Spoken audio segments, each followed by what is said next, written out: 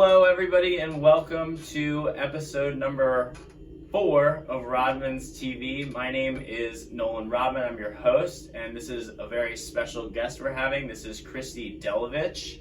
She is an amazing wine person in the District of Columbia. If you're in the wine industry, you probably know who she is. She's been teaching wine classes. She's been selling wine through DC, etc. Can you tell us a little bit about sort of your wine background? Sure. I love wine. I love my customers. I've been selling wine in Washington, D.C. for the last 18 years. And you're like, how can that be? Because you look like you're 25, right? Yeah. But no, almost 20 years. I fell in love with the people of the wine business first. I love family-owned producers. That's my passion.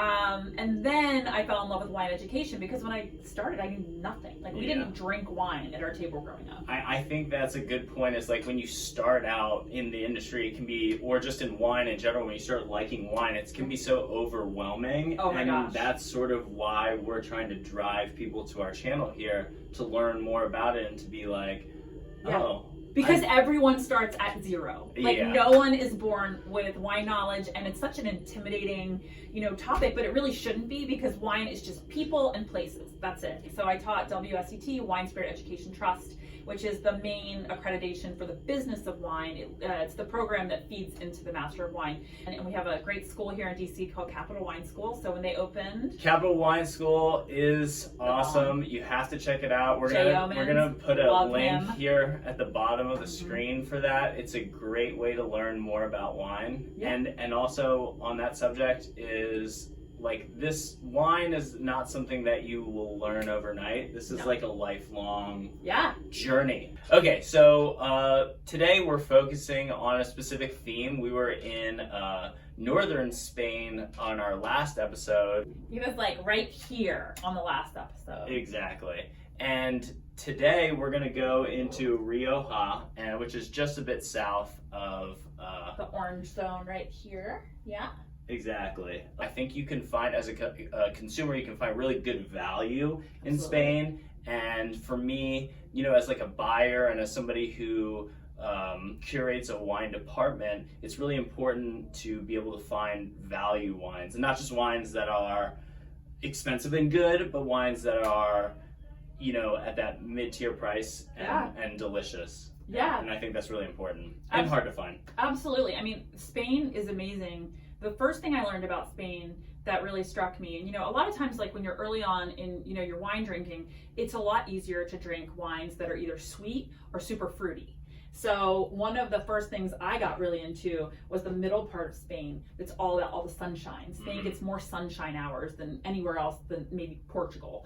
And that makes the wines really approachable and really easy drinking. And because of that, there's like a whole wide world of Tempranillos and Garnachas that are really, really affordable and delicious. And you have a ton of them on the shelf upstairs. So there's a ton. First wine I brought is actually kind of like more like the outlier. So this is one that I would blind taste my friends on because it's very distinct and very typical. Let me hold it. This is Carlos Serras, and it's a winery that's been around. It was one of the, Carlos Serras was an actual guy, and he settled in the middle of Rioja over 100 years ago. He's one of the few centenarians, is that the right word?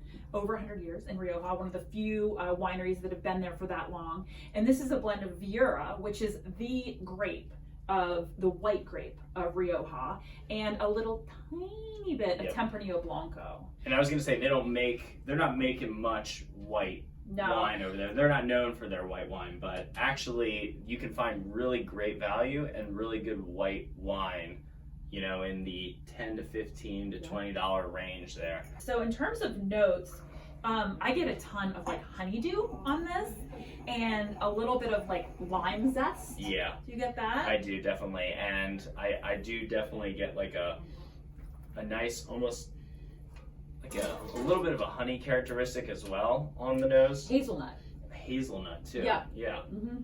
It's really good. It's dry, medium light body, right?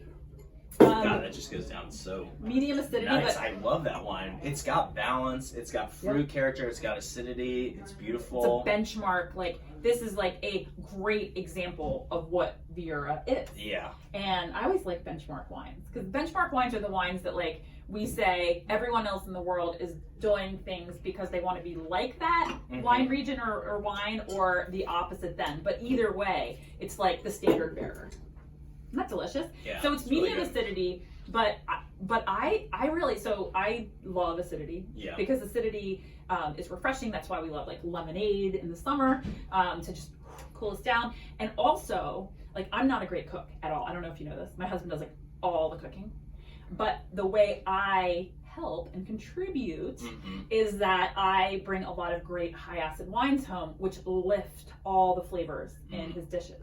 So that's a really good point she's making, is like, you can find wines that pair perfectly with foods. You know, you have your robust red wines with steaks and things like that, but then there are sort of like these wines that kind of can go with so many different things. They're so versatile, and the acidity just kind of brings out lots of flavors more in the food. And so when you're looking for certain wines, it's a really cool thing to look for. Some of those wines that are grown in maybe cooler climates and things like that. Exactly, yeah. But this is stunning. This is really stunning. This is a wonderful wine. And what do you have it, like $15 on the shelf? I think we're $10.99 there you go. shelf, so you can't beat that. That's the Carlos Serra's Rioja from Rioja. Okay, and then he told me to stay reasonable. He's like, Delovitch, I begged her. Just let's do a value wine. But it's Friday. It's Friday. It's Friday, and I want to drink a great wine. So, not that there are plenty of wines on your shelf that are very, very, very delicious and from Spain, but I'm just a prima donna sometimes. And so I brought my favorite wine. So, La Rioja Alta. Okay, let's back up a little. Rioja. A lot of things to go over here. Okay, so the northern part of Rioja is called Rioja Alta, the higher part of Rioja. The original winery in Rioja Alta, which is considered by most wine experts to be the superior region, so it is the standard bearer for these really incredibly complex, cellar-worthy, high acid, powerful, yet elegant wines.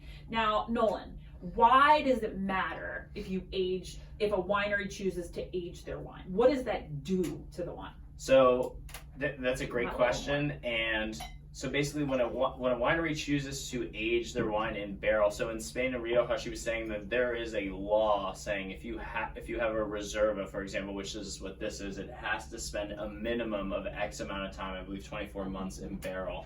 And what that does is it's going to add development. Yeah, that's great.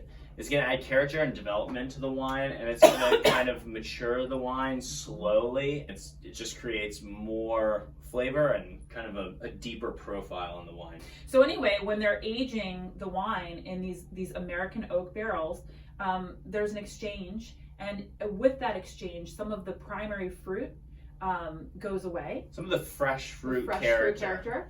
And is complemented, it's still there, but it's complemented by what we call in the wine business tertiary characteristics. Yeah, and these flavors sort of begin to overlap and slowly start to change over time. So, so the end effect is basically this region. So Rioja, you can buy modern style wines, which are, not using the traditional varietals. This is 80% Tempranillo, which is the red wine grape of Rioja, and 20% Garnacha.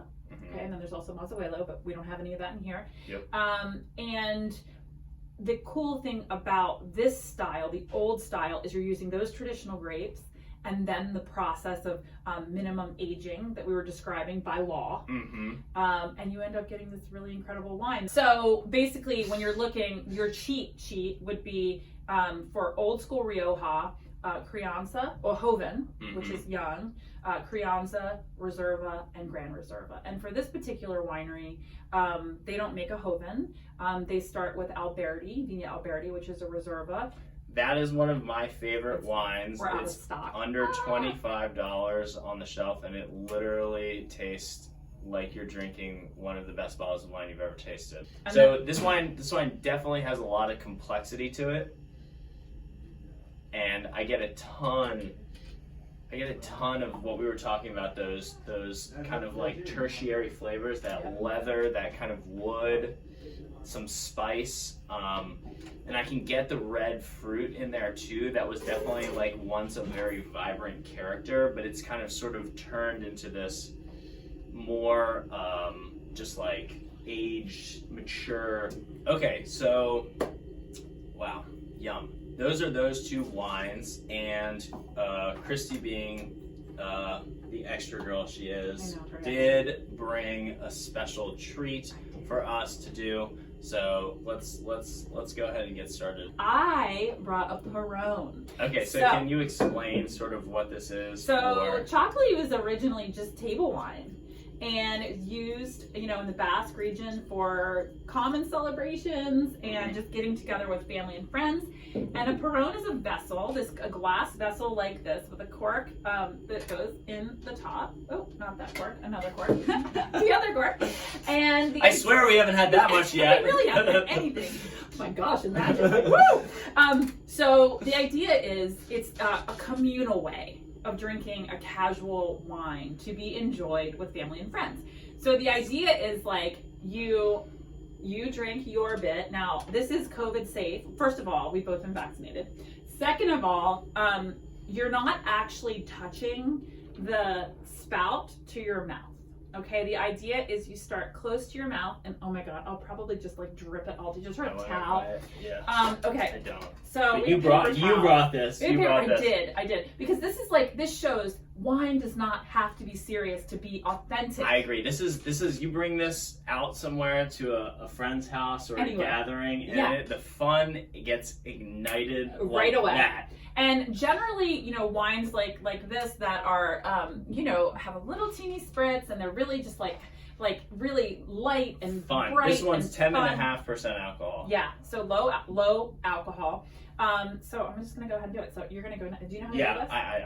I think I've done it once or twice. There you go. Wow. Get it. Nice. All right.